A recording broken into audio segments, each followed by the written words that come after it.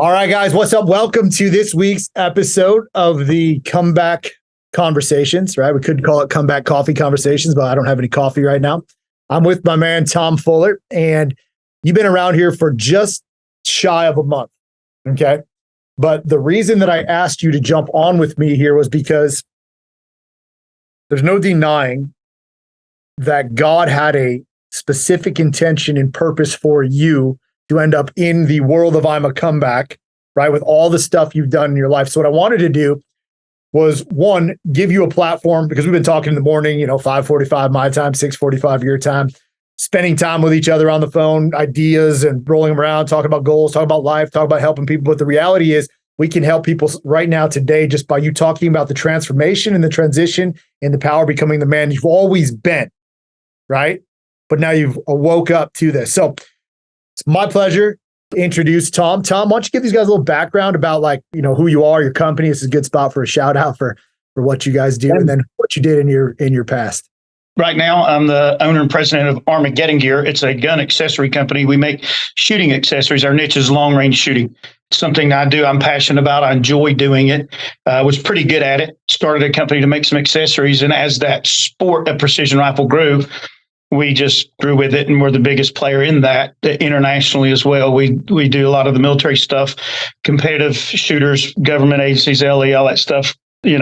So that's what I do.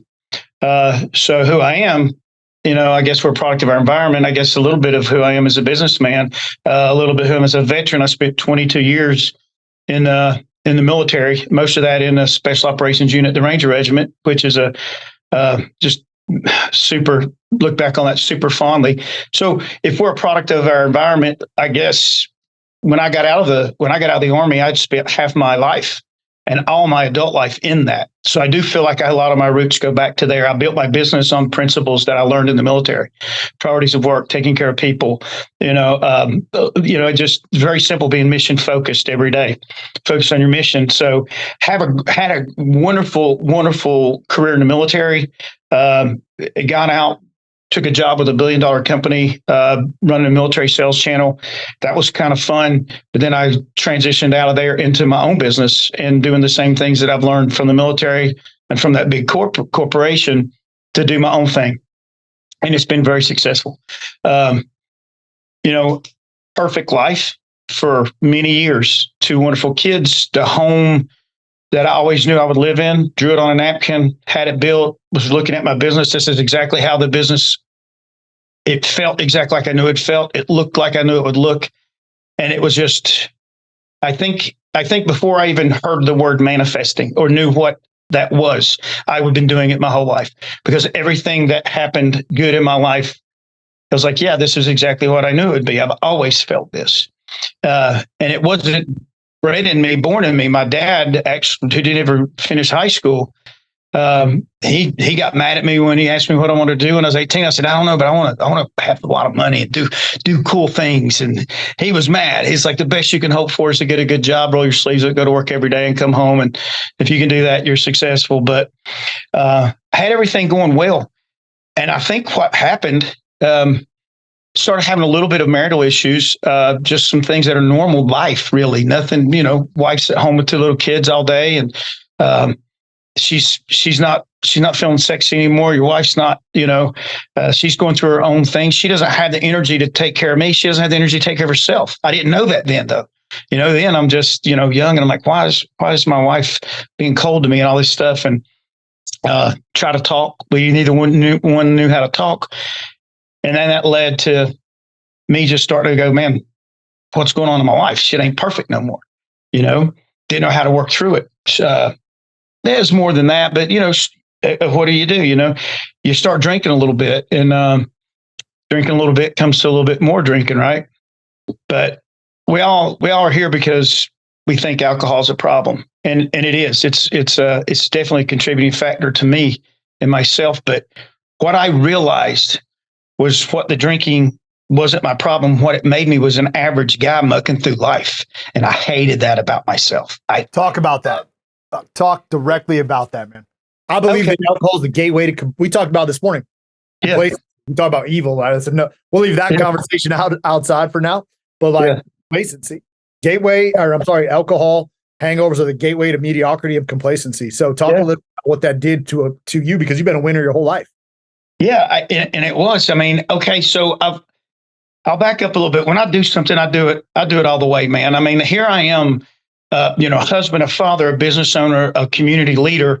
Had done a lot of cool things. And I'm late 40s, and I'm getting in trouble for fighting. I'm getting arrested. I remember being in handcuffs in Atlanta, and I'm like, what the hell am I doing? And I listened to your story. Not that I was near like that.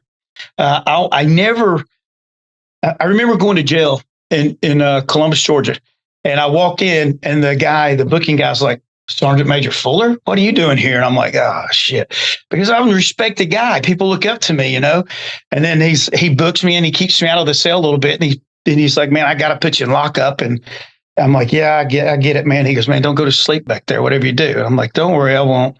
And but I remember thinking, God, what the hell is wrong with me? I'm better than this. I'm going through my life, not living my own personal standards, not achieving anything. And I had reached success. And maybe the fact I'm looking back and I'm still figuring out, my story is, man, it's fluid. It is so fluid right now. But just being complacent, not moving forward every day, it was the most unsettling feeling I've ever had. And it was frustration, and the frustration led to anger. And I was taking it out on everybody around me, because what I know now is I wasn't fulfilling my potential. I wasn't living to my abilities. And part of it was I was like, I want to have my own business. And I drove for it. And we became the biggest player in our sector. And I didn't look past it. I didn't know how to look past. That was what I got it. There it is. And I was then it was just, okay, what can I do? Boredom, which you talk about a lot, complacency, procrastination, all a result of being tired. I mean, I don't know. It just, man, 3 beers and you feel like you're not drunk, you're not hungover, but you just feel complacent. Sure. Complacency, man, is a killer for guys like us. And you said before, it's not the alcohol. It's not the alcohol, but for guys like us, it's not fulfilling your potential, not fulfilling your purpose. And man, I'm telling you, not fulfilling my purpose. I mean, that unsettling feeling, I think, is God, like always stirring you, always stirring. You're not comfortable. You're not comfortable. You're not comfortable. What am I doing? And because maybe we don't know that's God, we don't know that's the call. Maybe we're lying to ourselves, still saying, dude, what's God got to do with me? I got nothing for him. Man, it's just God. And I had lied to myself all along about this stuff. If I had $1 every time I looked in the mirror for over those 7, 8, maybe even 10 years and said, this is not who I am. This is not who I am. What the hell is wrong with me? This is not who I am. And I just couldn't put it together. I just couldn't get that one foot in front of the other. And maybe for a minute, maybe it's like, okay, I'm not going to drink and I'm going to get back on track. And then the littlest thing just throw you off. And what it was focus. And I didn't have it. And the alcohol kept you from having it. But I'll tell you, so that's kind of where I was. And some people just aren't happy being a minimum standard person, man. I'm just not. I'm just not. The clarity call, man, from the clarity call, dude, that was when I'm like feeling the hair standing up on my arms, feeling chill bumps going on, feeling my shoulders kind of straighten up a little bit, feeling a little bit like, a little bit of a shitbag at first, okay, I'm here asking for help. This sucks. Who is this guy in my face telling me, all this crap, and God had to put me in the position to receive that message because he did. And he'd been working on me, and I'd done some things, leading up to this that put me in receive mode. That I guarantee I wouldn't have been able to receive this because I was too full of bullshit. And I was able to let a lot of that go and receive your message, which spoke to me. And I'm telling you, whereas at a time in my life, I'd be like, who's this guy talking to me? I was able to look at this and hear that message. And what I heard when you were talking on that clarity call is, dude, you have control if you'll just take it. And it was the most simplest message. And I've got it really quick over a couple days. It was just like, if I wake up and control my morning, If I write down my schedule, I've controlled my day. And if I control my day, I control my week, I control my month, I can control my life. And from about second day in this program, third day in this program, it's not about alcohol anymore at that point. It's just about grabbing control back and learning how to look forward. Because you look in the present day after day after day. And it's just like, I looked on my left, right, what do I have to do today? And I'm waiting to be reactive. Holy cow, what a shitty way to live when man, I'm a builder. I'm a builder, man. I'm not sitting around waiting on something to break to fix it. I need to be building. And that's what I've always done. And so just a simple plan, man, starting with looking in your eyes. What are the lies you're telling? Who are you down deep? Stop lying to yourself. Love yourself. Slow down to go faster, man. All those things, dude, from day to day to day. And I'm telling you, it's crazy. And I know I'm in the right place where God wants me to be, because my brain wants to outrun whatever I'm in. If I'm in a program, if I'm on day 2, I'm in day 10. Like, what's going to happen? I don't know. But I'm learning to slow down and I'm learning to go fast. But like, I wake, like I'm going to bed that night and I'm thinking about something. I wake up the next morning, day 11, whatever it is. And it's exactly what's been keeping me like, I'm going there with this program, man. It's happening. It's very real. And man, I'm telling you, it's so simple. Why do you think it's specifically? So I gear it towards from my marketing. You're right. It is very, very simple.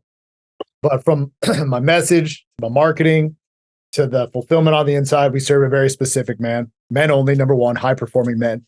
But why do you believe that it specifically speaks to a soul like you, a soul like me? What do you think it is about the whole comeback message that makes us powerful as a unit? Because I know you're, military, unit, discipline, moving in a mission together. That's really what I've done here, created a movement of souls, right? Liberating the world one soul at a time, freeing them through awakening, getting rid of alcohol. But at the core, we have a bunch of winners. And there's something specifically that I feel, and I just want to hear what your take is on it, that calls to men like you, why it works for us. Okay, it's like a 3-prong answer for me, maybe 2 or 3, I don't know. But for me personally, and I think for a lot of guys, your delivery is, the way you delivered that message it speaks to me, because for me personally, man, somebody looking at me in the eye and speaking with conviction and looking at me and going, stop being a fucking pussy, dude. Dude, I mean, like, nobody talks to me that way. Nobody does. I'm one of the things, you're surrounded by people that always affirm you. Yeah, it's great. Here, everything's good. Yep. And man, most of my employees are women, because women get shit done, right?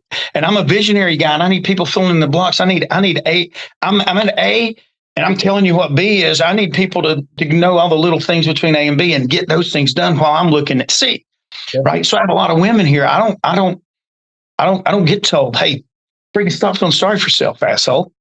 And your delivery and that story was good, but also it was like, it was kind of embarrassed. It was embarrassing for me to realize, dude, man, this whole feeling sorry for myself bullshit, I was victimizing myself in my mind. And that's freaking, God, it pissed me off when I realized what I'd been doing. And it's like, so when your delivery, your message, obviously, but how you delivered it to me, because all of that, the clarity call, is like, dude, stop being a pussy. I used to tell my guys, I used to tell this in leadership thing, when I was raising young NCOs in the military, I'd be like, man, because these guys would always be like, oh man, we're NCOs, the officers have all the power. They take the power from, you can't give up power.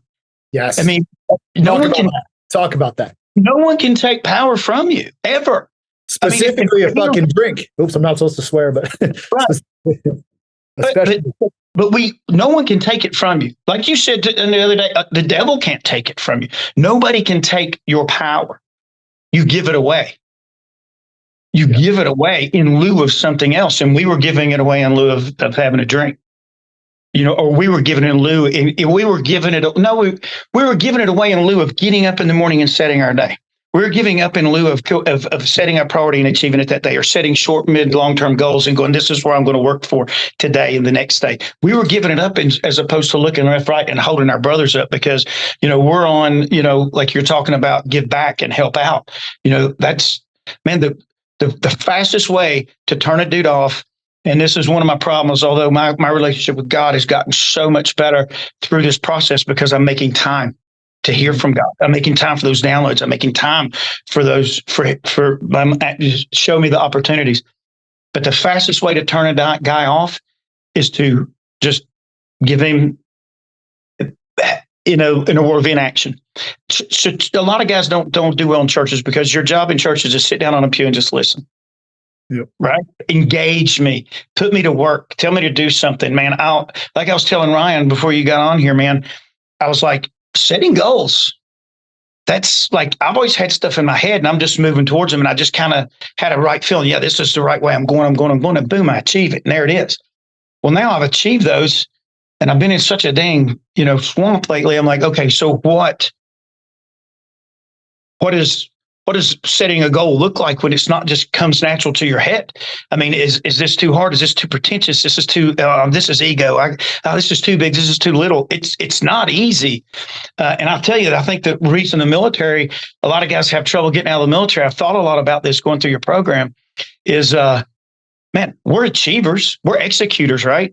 Like the military sets those goals for you every day.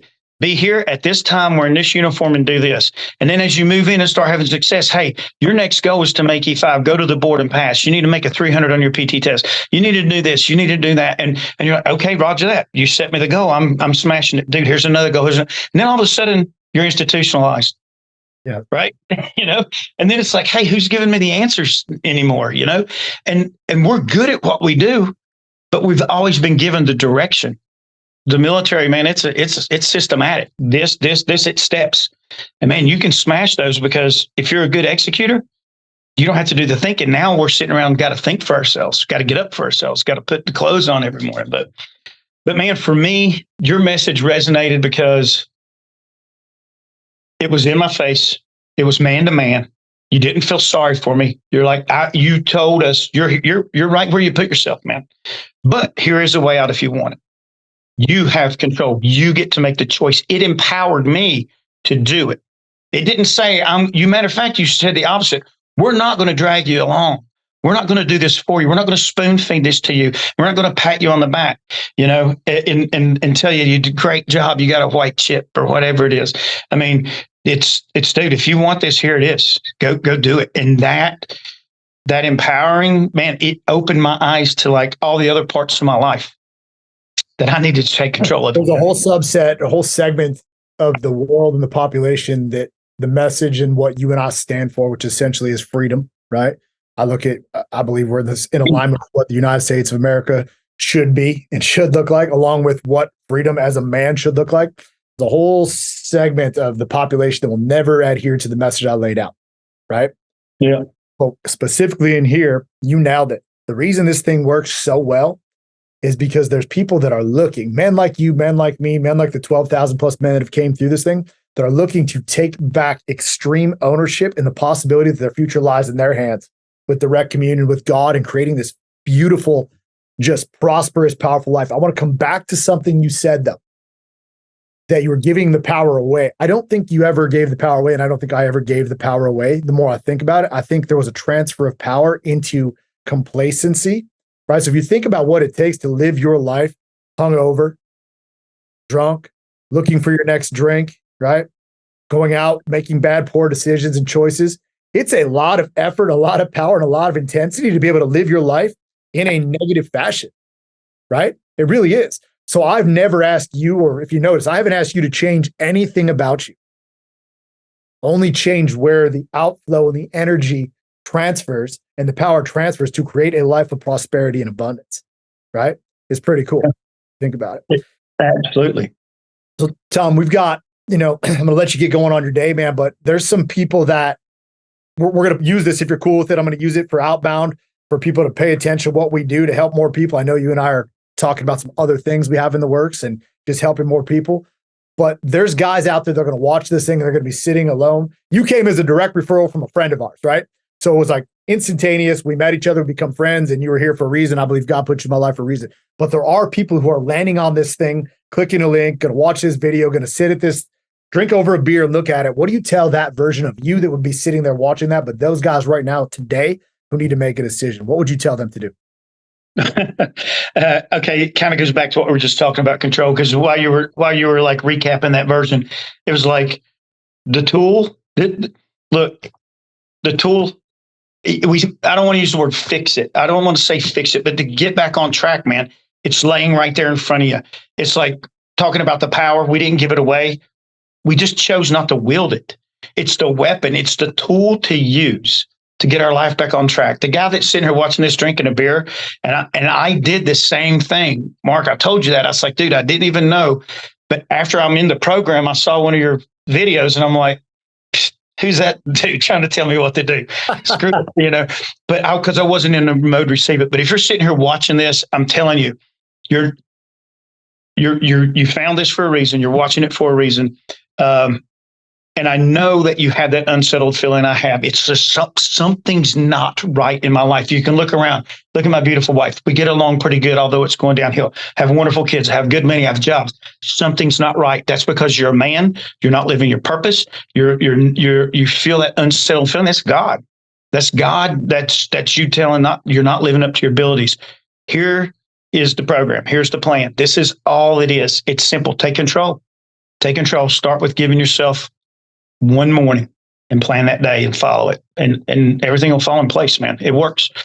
God has given you this program, Mark. Thank you. I'm thank God for giving it to you. I'm thankful that we met. This is changing my life. It will change my life forever. And I know there's big things in this, and I appreciate you letting me be a part of it.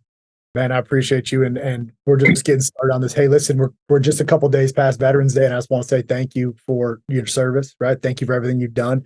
And man, it's just an honor to roll with you. It really is. I appreciate everything that you stand for.